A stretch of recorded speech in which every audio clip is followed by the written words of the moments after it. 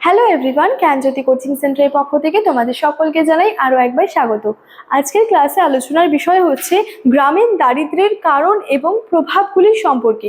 তোমরা যারা নর্থ বেঙ্গল ইউনিভার্সিটির অধীনস্থ বিভিন্ন কলেজগুলিতে পড়াশোনা করছো, তোমাদের জন্য আজকের ক্লাসে এনইপি থার্ড সেমিস্টার মাইনর অথবা ডিএসসি সোশিওলজি থেকে কিন্তু গ্রামীণ দারিদ্র্যের ক্ষেত্রে বিভিন্ন কারণ এবং সেটার যে প্রভাবগুলি রয়েছে সেটা নিয়ে আলোচনা করব। ঠিক আছে?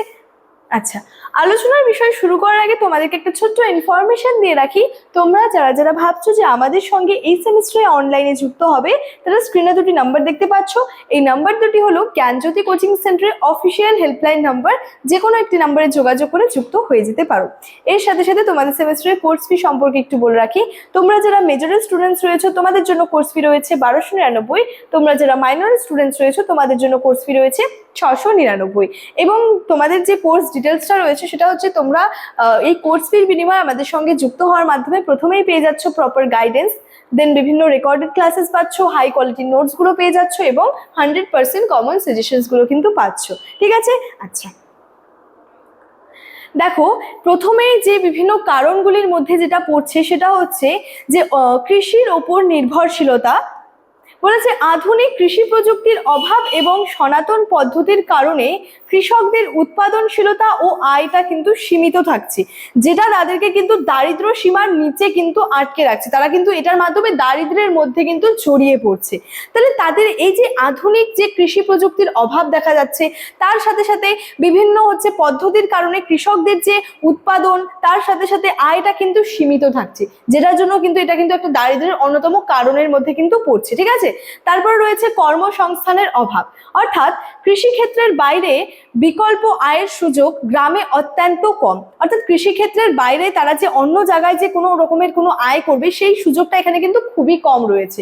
ফলে বছরের সুনির্দিষ্ট সময়ে শ্রমিকরা কিন্তু ভয়াবহ বেকারত্বের কিন্তু শিকার হচ্ছে। তাহলে দেখো, এই যে কৃষি কাজটা এটা তো সারা বছর ধরে আর চলছে না, বছরের একটা নির্দিষ্ট সময়ে কৃষি কাজটা হচ্ছে। এবার পরবর্তী যে সময়গুলো কৃষকদের কাছে বা শ্রমিকদের কাছে থেকে যাচ্ছে, তাহলে তারা সেই সময় কি করবে? কারণ সেখানে তো বিকল্প কোনো আয়ের সুযোগটা গ্রামের ক্ষেত্রে সেরকম ভাবে ছিল না। তাহলে এটার মাধ্যমে তারা কি হচ্ছে? দারিদ্র্যের মধ্যে জড়িয়ে পড়ছে। তারপর রয়েছে অনুন্নত অবকাঠামো, অর্থাৎ যাতায়াত ব্যবস্থা, বাজার সংযোগ, বিদ্যুতের অভাবে কৃষকরা তাদের উৎপাদিত পণ্যের ন্যায্য মূল্য থেকে কিন্তু বঞ্চিত থাকছে। তাহলে তারা যে তাদের ফসলগুলো যে উৎপাদিত যে ফসলগুলো রয়েছে, ঠিক আছে, সেটা কিন্তু সেই উৎপাদিত পণ্যটা ন্যায্য মূল্যে কিন্তু বিক্রি করতেও পারছে না, সেদিক থেকেও তারা কিন্তু সেদিক থেকে বঞ্চিত কিন্তু রয়েছে। এবার দেখো, রয়েছে কিছু প্রভাবক সম্পর্কে এখানে বলা হচ্ছে, অর্থাৎ যে শিক্ষার অভাব ও নিরক্ষরতা। পর্যাপ্ত শিক্ষার অভাবে কিন্তু গ্রামীণ জনগণ আধুনিক প্রযুক্তি ও দক্ষতা অর্জন থেকে কিন্তু বঞ্চিত হয়। প্রাকৃতিক দুর্যোগ, বন্যা, খরা, নদী ভাঙনের মতো নিয়মিত প্রাকৃতিক বিপর্যয় নিমিষেই কিন্তু কৃষকদের নিঃস্ব করে দিচ্ছে।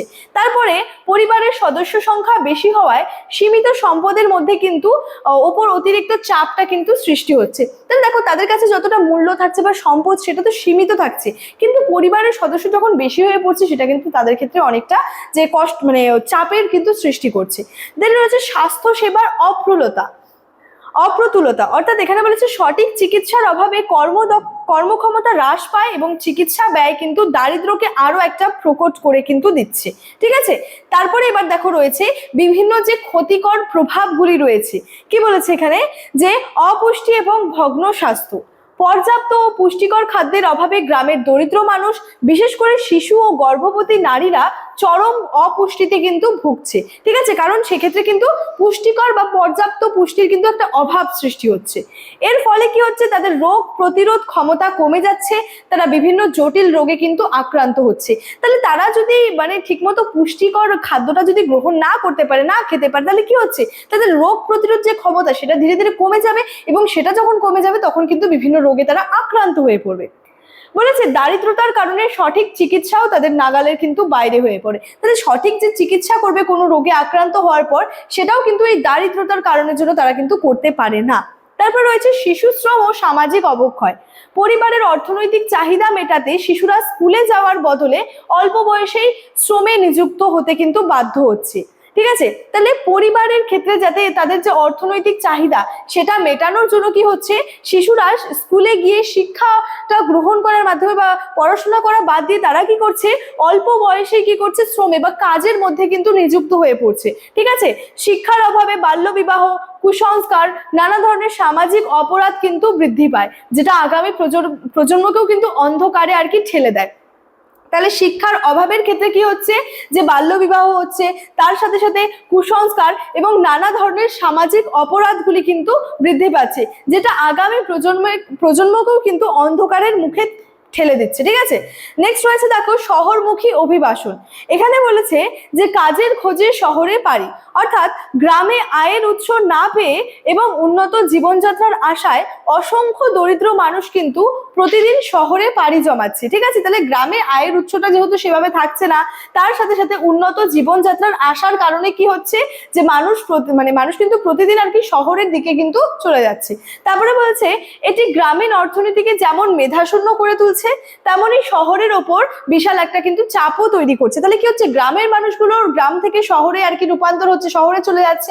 তাহলে গ্রামের অর্থনীতিটা কি হচ্ছে, শূন্য হয়ে পড়ছে, তার সাথে সাথে শহরের উপরও কিন্তু একটা বিশাল চাপের সৃষ্টি হচ্ছে। এর ফলে শহরের অপরিকল্পিত বস্তি গড়ে উঠছে, নাগরিক সুবিধাগুলি ভেঙে পড়ছে, বেকারত্ব ও যে অপরাধের হারটা কিন্তু ধীরে ধীরে বেড়ে চলছে। ঠিক আছে? তাহলে এই যে গ্রামীণ দারিদ্র্যের যে বিভিন্ন কারণগুলি রয়েছে, তার সাথে সাথে সেটার বিভিন্ন যে প্রভাবগুলি রয়েছে, সেটা নিয়ে মূলত কিন্তু তোমাদের সঙ্গে আলোচনা করলাম। ঠিক আছে?